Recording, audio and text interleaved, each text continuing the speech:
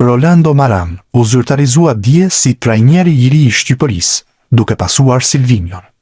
Tekniku italian është parë si zgjedhje surprizë, jo vetëm për vendin ton, por edhe për Italinë.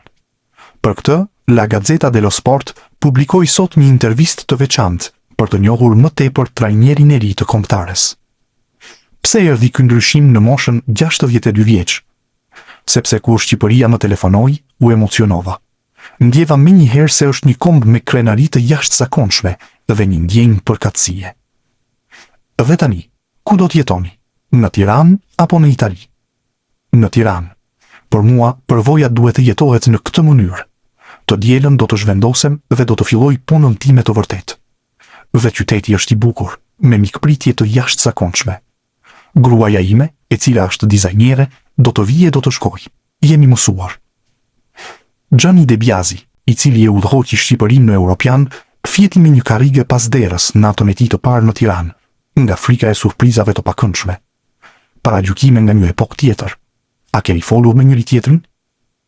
Sigurisht, Gianni është një mik, ai ishte personi i parë që mora në telefon. E mbaj mend shumë mirë ato aventurë të tij. Bëja tifo për to.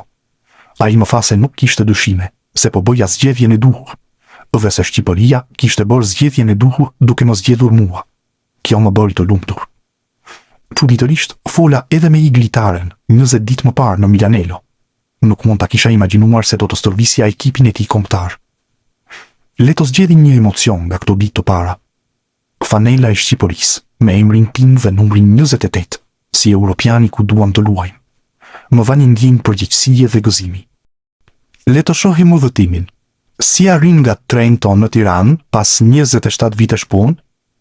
Unë vi nga një familje artizanësh, njerëz që kanë punuar gjithmonë.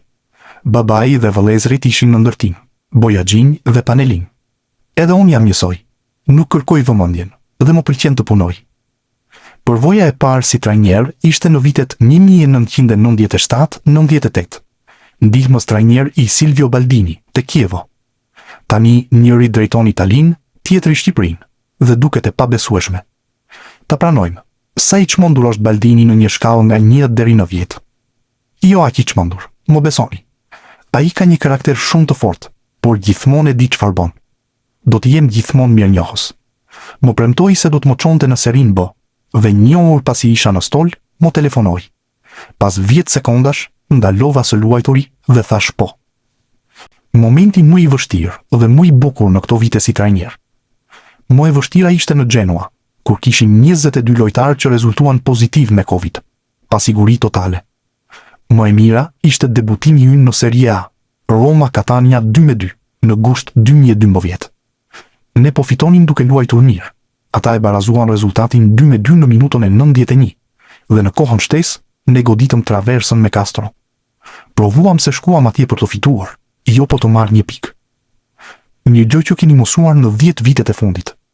Jam bërë më tolerant. Më parë, kisha më pak durim. Nëse gjërat nuk shkonin sipas dëshirës sime, zemërohesha shumë. Kam mësuar të pranoj një mënyrë tjetër të përjetimit të futbollit. Një shembull, Pitu Barrientos te Catania. Ai jep të përshtypjen e Dembelit, por tani e kuptoi se më va gjithçka.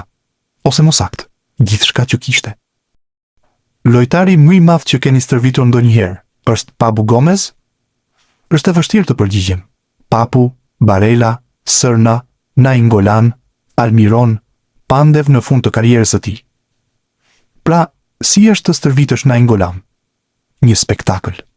Jashtë fushës, le të themi se është i shfrenuar, por ta kishe në fushë ishte një kënaqësi.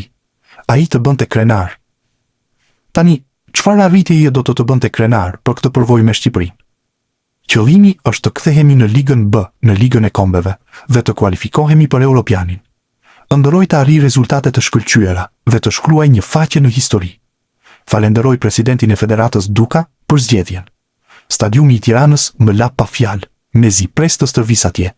Dua të shkoj dhe të shikoj sa më shumë seanca stërvitore të jetë mundur dhe të studioj shqip për të folur me lojtarët.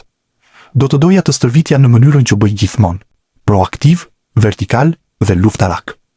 Arritja e rezultateve përmes djersës dhe përpjekjes është në ADN-n e këtij kombi. Le të bëjmë një test me 2 pyetje për të kuptuar se çfarë lloj trajneri do të jetë Maran. Pyetja e parë: Ekipi juaj i preferuar kombëtar i të gjitha kohrave? Italia në vitin 1982.